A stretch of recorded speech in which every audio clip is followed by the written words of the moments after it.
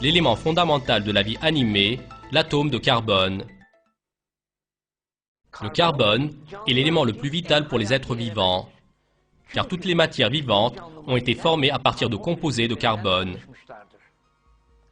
Toutes les structures organiques extrêmement différentes, de la membrane cellulaire à l'écorce de l'arbre, du cristallin jusqu'au blanc d'œuf, sont formées de composés à base de carbone.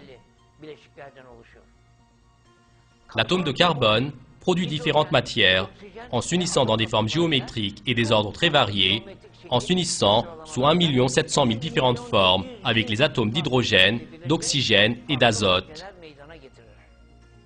L'une des particularités les plus importantes des atomes de carbone, c'est qu'en s'alignant les uns à la suite des autres, ils peuvent former une chaîne très facilement. Certains des composés de carbone ne sont formés que de seulement quelques atomes. Quant à d'autres, ils sont issus de milliers et même de millions d'atomes. De tous les éléments, seuls les atomes de l'élément carbone peuvent former des composés si longs et durables.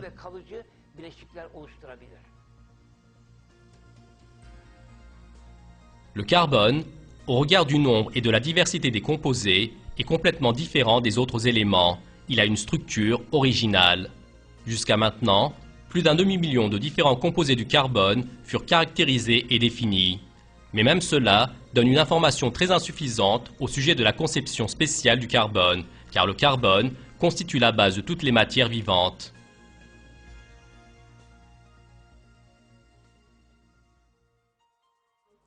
Concernant le fait de comprendre complètement la capacité de l'atome de carbone, la science est aujourd'hui insuffisante. Dans les laboratoires, les scientifiques forment tous les jours de nouveaux composés. Pour l'instant, il est possible de parler d'environ 2 millions de composés. De nos jours, nous savons que l'atome de carbone peut former 1 700 000 composés. Alors que les autres éléments peuvent former à peu près 300 000 composés, de manière extraordinaire, le carbone, lui, peut exactement faire 1 700 000 composés. Par conséquent, l'atome de carbone constitue 85% des composés connus. Quant à la question, comment l'atome de carbone s'est-il formé la première fois, cela nous amène à un autre miracle. L'atome de carbone se forme avec une série de réactions nucléaires au centre des gigantesques étoiles.